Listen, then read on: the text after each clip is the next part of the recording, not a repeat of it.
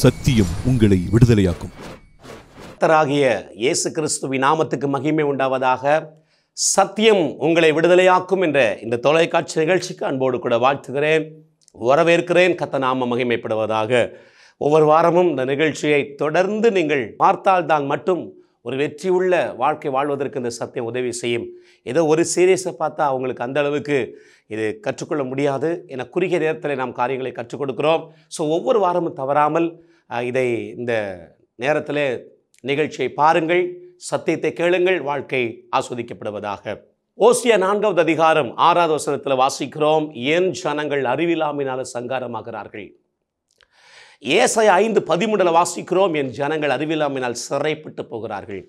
தேவனை நேசிக்கிற, தேவனை தேடுகிற அநேக ஜனங்கள் வாழ்க்கையில் நல்ல தேவ பிள்ளைகள், உண்மையானவர்கள், பரிசுத்தமானவர்கள், கர்த்தரை நேசிக்கிறவர்கள், ஆராதிக்கிறவர்கள், உழைக்கிறவர்கள், கொடுக்கிறவர்கள், அருமையான தேவ பிள்ளைகள். ஆனால் வாழ்க்கையில் உயர்வை பார்க்க முடியல, சில நன்மைகளை பார்க்க முடியல. பல வருடங்கள் ஆனாலும் பிரச்சனை மாறலை, நெருக்கங்கள் மாறல, போராட்டங்கள் மாறல, உயர்வு என்னன்னே தெரியல. அநேகர் அங்கதாய்ப்படு வாழ்ந்து கொண்டிருக்கிறார்கள். ஆனால் தேவனை தேடுகிற ஜனம், தேவனை நேசிக்கிற ஜனம், அதுக்கு வேதம் சொல்லுது, என் பிள்ளைகள் நல்ல பிள்ளைகள் தான், இதை நேசிக்கிறவர்கள் தான், ஆனால் அறிவில்லாமையினால சங்காரமாகிறார்கள், அறிவில்லாதனால சிறைப்பட்டு போகிறார்கள். என்ன அறிவு? யோவான் 8:32 இயேசு அழகா சொன்னாரு, சத்தியத்தை அறிவீர்கள், சத்தியம் உங்களை விடுதலையாக்கும். சத்தியத்தை அறியணும். சத்தியத்தை எப்படி அறிவது, எங்கே அறிவது? சத்தியம் என்றால் என்ன, எங்கே? யோவான் 17:17, நான் சொல்லிய இது உபதேசத்தினாலே சுத்தமானீர்கள், வசனமே வசனமே சத்தியம் என்று சொல்லுகிறது. இந்த வசனத்தில் இருந்து சத்தியத்தை அறிந்து அறிந்து அதை வாழ்க்கையில் எவர்கள் அபியாசப்படுத்துகிறார்களோ அவங்க வாழ்க்கை விடுதலை. அவர்கள் சத்தியத்தை அறிவீர்கள், சத்தியம் உங்களை விடுதலையாக்க உயர்த்தும், மேன்மைப்படுத்தும், ஆஸ்வதமாக ஜெயமாக நடத்தும். அதில் எந்த சந்தேகமும் இல்லை. தேவனை, கிறிஸ்துவை அறிந்து கொண்ட நேசிக்கிற தேவ ஜனங்கள், சத்தியத்தை அறிவதற்காக உங்களை அர்ப்பணியுங்கள். நிறைய சத்தியங்களை வேதம் நமக்கு கற்றுக் கொடுக்கிறது. அதில் ஒரு சத்தியத்தை கடந்த நாட்களிலே நாம் கற்றுக்கொண்டு வருகிறோம். நீதிமொழிகள் 21வது அதிகாரம் 31வது வசனத்திலிருந்து நாம் காரியங்களை தியானித்து கொண்டிருக்கிறோம். குதிரை யுத்த நாளுக்கென்று ஆயத்தமாக்கப்படும், ஜெயமோ கர்த்தரால் வரும். அநேகர் ஜெயமோ கர்த்தரால் வரும் என்ற ஒரே அந்த வார்த்தையை மட்டும், சென்டென்ஸை மட்டும் பிடித்து கொண்டார்கள். ஓகே, தவறல்ல. ஆனால் அந்த வார்த்தை அது முழுமையடையவில்லை. குதிரை யுத்த நாளுக்கென்று ஆயத்தமாக்கப்படும், ஜெயமோ கர்த்தரால் வரும். வெற்றி, மேன்மை, உயர்வு, நன்மை, ஆசீர்வாதம், கண்ணி நிறைந்த வாழ்க்கை, வெற்றியுள்ள வாழ்க்கை, கிருபை, வல்லமை, வரங்கள், கனிகள் எப்போ வருமா? யுத்த குதிரையாக எப்போ மாறுகிறோமோ, யுத்த குதிரையாக எப்பொழுது மாற்றப்படுகிறோமோ அப்பொழுதுதான் ஜெயம். சாதாரண குதிரை அல்ல. ஏற்கனவே சொன்னேன், பார்வோன் ரதங்களிலே பூட்டப்பட்டிருக்கிற குதிரைகள் பியூட்டிஃபுல்லாக இருக்கும், அழகா அலங்காரமாக இருக்கும். சவாரி செய்வதற்கு குதிரைகள் சாதாரண ஆர்டினரி ஹார்சஸாக இருக்கும். ஆனால் யுத்த குதிரைகள் அப்படி அல்ல. யுத்த குதிரைகள் முற்றிலும் மாறுபாடானது. ஸோ யுத்த குதிரையாக மாற வேண்டும் என்று கர்த்தர் விரும்புகிறார். சகரியாவின் புஸ்தகம் 10வது அதிகாரம் 3வது வசனத்தை வாசிக்கிறோம், சேனைகளின் தேவனாகிய கர்த்தர் யூதா வம்சத்தராகிய தமது மந்தையை யுத்தத்திலே சிறந்த குதிரையாக நிறுத்துவார். யூதா கோத்திரத்தை நான் யுத்த குதிரையை மாற்றுவேங்கிறாரு.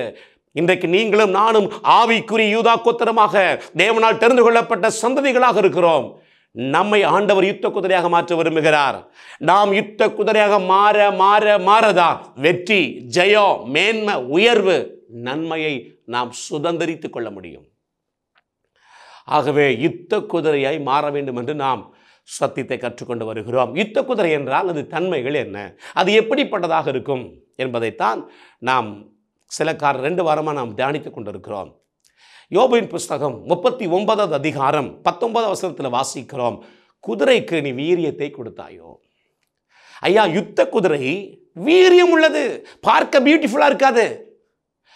ஆனால் சதைகளும் எலும்புகளும் நரம்புகளும் முறுக்கேற்றப்பட்டதாக, வைரம் பாய்ந்ததாக, அது பலமுள்ளதாக காணப்படும், வீரியம் உள்ளதாக காணப்படும். யுத்த குதிரை என்றால் வீரியமாக இருக்கும், யுத்த குதிரை என்றால் பலனுள்ளதாக இருக்கும். அதைத்தான் நான் சொன்னேன்.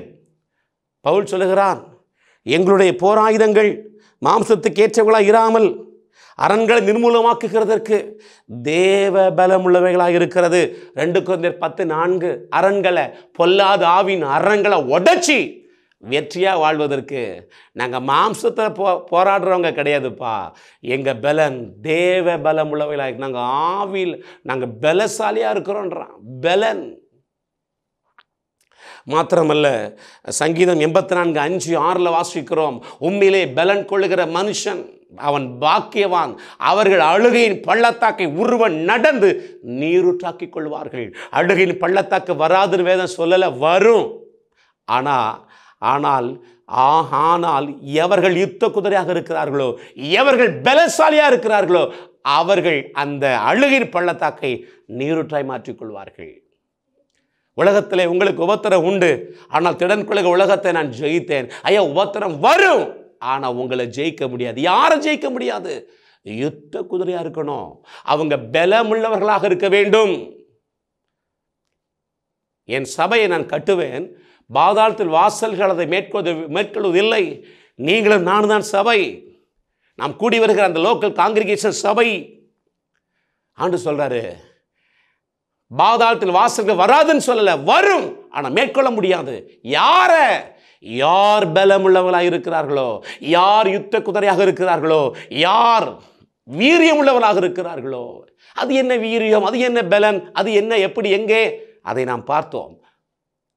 பவுல் சொல்லும்போது இப்படி சொல்லுகிறார், எபேசியர் 6:10, கடைசியாக என் சகோதரரே, கர்த்தரிலும் அவருடைய சத்துவத்தின் வல்லமையிலும் பலப்படுங்கள்.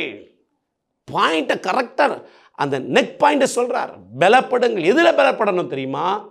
வீரியம் எதுல இருக்குன்னு தெரியுமா? எபேசியர் 3:16, நீங்கள் அவருடைய ஆவியினாலே உள்ளான மனுஷனில் வல்லமையாய் பலப்படணும். நான் ஏற்கனவே சொன்னதை ரிப்பீட் பண்ண நான் விரும்பல. சரீரம் மனிதன் கிடையாது. மனிதன் வாழ்வதற்கு கொடுக்கப்பட்ட கூடாரம், மண் பாண்டம், அது ஒரு போர்வை. Praise the Lord. ஆனால் இந்த சரீரத்துக்குள்ள, இந்த மண்பாண்டத்துக்குள்ள, இந்த போர்வைக்குள்ள தான் ரியல் மேன் இருக்கிறான்.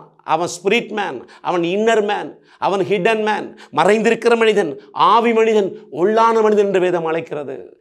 மனிதன் ஆவியாக இருக்கிறான், அவனுக்குள் ஆத்துமா என்று ஒன்று இருக்கிறது. ஆமென். இந்த 2 பேர் இணைந்து சரீரமாக வீட்டுக்குள் வசித்துக் கொண்டிருக்கிறார்கள். அந்த உள்ள இருக்கிற அந்த 2 பேர் தான் வேதம் இன்னர் மேன், உள்ளான மனிதன் என்று அழைக்கிறது. ஆவி தேவனை அறிந்து கொள்ள, தேவனோடு தொடர்பு கொள்ள, ஆத்துமா உலகத்தை அறிந்து கொள்ள, இந்த சரீரம் உலகத்தோடு தொடர்பு கொள்ள. ஸோ இந்த சரீரத்துக்குள்ள தான் அந்த உள்ளான மனிதன் இருக்கிறான். அவன் தான் கண் வழியாக பார்க்கிறான், காது வழியாக கேட்கிறான். அன்பு தேவஜனமே, இந்த உள்ளான மனுஷனில் யார் பலன் அதிகரிக்கிறாங்களோ, யார் வீரியம் உள்ளவங்களா இருக்கிறாங்களோ, அவங்களுக்கு ஜெயம் ஈஸியாக வந்துடும். கிருபை, வல்லமை, வரங்கள் கரை புரண்டு ஓடும். வல்லமை தேவை, பாட்டு படிக்க வேண்டிய அவசியம் வராது. ஐயா கிருபை தாங்க, தேவை வராது. நாம் இருப்பது கிருபை, அது இன்னொரு சப்ஜெக்ட். ஆனால் வரங்களும் வல்லமைகளும் கிருபைகளும் என்ன சொல்லப்போனால் பலன் அடைய ஆவின் கண்ணில் இருக்கிற 9 ஃப்ளேவர்ஸ், அந்த 9 ஆட்டோமேட்டிக்காக வெளியரங்கமாகும். 9 வரங்களும் சமயத்துக்கு ஏற்றாற்போல உள்ளந்து வெளியரங்கமாகிக் கொண்டே இருக்கும். எப்போ தெரியுமா? தேவ ஜனங்கள், தேவ ஊழியர்கள் உள்ளான மனுஷனில் பலன் அடையணும், உள்ளான மனிதனில் வீரியம் உள்ளவராக இருக்க வேண்டும். அதைத்தான் சொன்னேன். ஒரு 200 மாடி 300 மாடி கட்டடம் எல்லாரும் பார்த்து புகழுகிறார்கள், பிரமித்து கொண்டிருக்கிறார்கள். இதுக்கு என்ன காரணம்? கண்ணுக்கு தெரியாத அஸ்திபாரம். ஐயா, கண்ணுக்கு தெரியாத அஸ்திபாரம் எவ்வளவு ஆழமாக இருக்குதோ அந்த அளவுக்கு கண்ணுக்கு தெரியக்கூடிய அளவுக்கு கட்டடத்தை எழுப்ப முடியும். உங்கள் வாழ்க்கை இன்னைக்கு 0வா இருக்கலாம், நஷ்டமாக இருக்கலாம், தோல்வியாக இருக்கலாம், கண்ணீராக இருக்கலாம், கம்பளையாக இருக்கலாம், குழப்பமாக இருக்கலாம், யாமேன் புறக்கணிப்பின் உச்சத்தில் இருக்கலாம், எல்லாத்தையும் இழந்து போயிருக்கலாம், அற்பமாக நினச்சி வச்சிருக்கலாம் எல்லாரும். ஐயா, உங்களை எல்லாரும் பார்த்து பிரமிக்கணுமா? அப்பா இப்படி பயன்படுத்தப்படுறாங்களே, இவ்வளோ உயர்த்தப்பட்டிருக்காங்களே, எப்படி நடந்தது? வேற ஒன்றும் இல்லை, சிம்பிள். ஐயா, கண்ணுக்கு தெரியாத அஸ்திவாரத்தை ஆழமாக போடுங்க. கண்ணுக்கு தெரியாத உள்ளான மனுஷனில் வீரியத்தை அதிகரிங்க.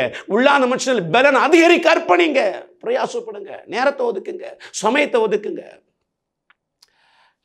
மறுபடியும் அது மாத்திரமல்ல, காற்று வீசுது, மழை வருது, பெருமழை வருது, பெருங்காற்று வீசுது, பெருவெள்ளம் வருது, எல்லா மரமும் சாயுது.